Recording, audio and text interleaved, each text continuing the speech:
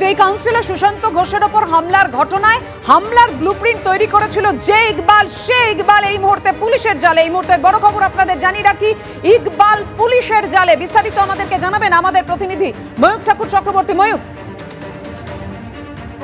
এই ঘটনার mastermind police আধিকারিকরা বলছেন যে ইকবাল যে ইমপারসনেট করেছিল বলে পুলিশের তরফ থেকে প্রথম থেকে বলা হয়েছিল যে ইকবাল নাম তার অরিজিনাল নয়, কিন্তু সে যে অভিযুক্তদের নিয়ে এসেছিল বৈশালী থেকে, যে গুলি চালাতে গেছিল, যে যুবক যুবরাজ এবং সঙ্গে আরো যারা অ্যাসোসিয়েট ছিল, ইকবালই প্রত্যেককে অ্যারেঞ্জ করেছিল।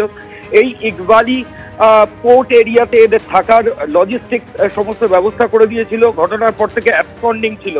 যেটা পুলিশ সূত্রে খবর পাওয়া যাচ্ছে যে এই ইকবালের আসল নাম হচ্ছে আফরোজ খান অ্যালিয়াস গুলজার। আমি আবার বলছি, আফরোজ খান অ্যালিয়াস গুলজার। পুলিশ আধিকারিকরা প্রথমেই দাবি করছিলেন যে ইকবাল অরিজিনাল নাম নয়, ও ইমপারসনেট করেছে, নাম হারিয়েছে, এবং এই ইকবাল নাম বলে ও বাকি অ্যাসোসিয়েট যে অপরাধীদের ছিল তাদের কাছে কমিউনিকেট করেছে, তাদেরকে বিভিন্ন জায়গায় লজিস্টিক্স সাপ্লাই করেছে, তাদেরকে রেখেছে, তাদেরকে বিভিন্ন অ্যাসাইনমেন্টে পাঠিয়েছে। তো পুলিশ আধিকারিকরা বলছেন আফরোজ খান অ্যালিয়াস গুলজার অ্যালিয়াস ইকবাল, তাকে কিন্তু কিছুক্ষণ আগে লালবাজারের গোয়েন্দারা, গুন্ডা দমন শাখার যারা অফিসার, তারা তাকে ডিটেন করলেন। অর্থাৎ পুলিশ প্রথম থেকে বলছিল যে এই যে ব্যক্তি, সেই মাস্টার মাইন্ড, সেই কিন্তু এই যুবরাজ বলে যে ছেলেটি, যে কম 17 বছরের কম নাবালক হিসাবে পরিচয় দিয়েছিল, পরবর্তী ক্ষেত্রে আধার কার্ডের পরিচয়, যাকে দেখা যায় যে যার 18 বছরের বেশি বয়স, যাকে ইতিমধ্যে পুলিশ অ্যারেস্ট করে কোর্টেও ফরওয়ার্ড করেছে, তাকে কিন্তু ইকবালই পাঠিয়েছিল।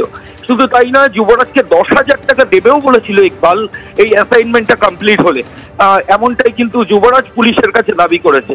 তো পুলিশ আধিকারিকরা খুঁজছিলেন ইকবালকে, মোবাইল ফোনের টাওয়ার লোকেশন, সিসিটিভি ফুটেজ, এই বিভিন্ন সূত্র ধরে পুলিশ ইকবালের খোঁজে তল্লাশি অভিযান শুরু করে।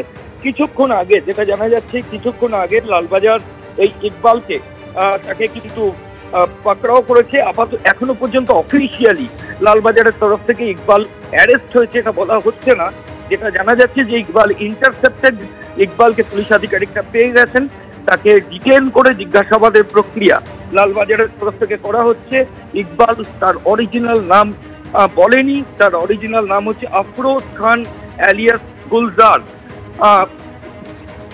অ্যালিয়াস ইকবাল।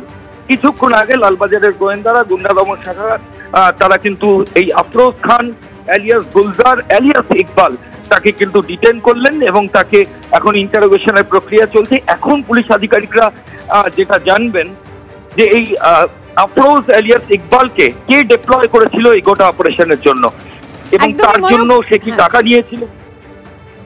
একদমই ময়ূক, প্রশ্নটা তো এটাই যে কে টাকা দিয়েছিল, কে সুপারি দিয়েছিল, কে বলেছিল, যে যার নির্দেশে হামলা ব্লুপ্রিন্ট তৈরি করেছিল এই আফরোজ।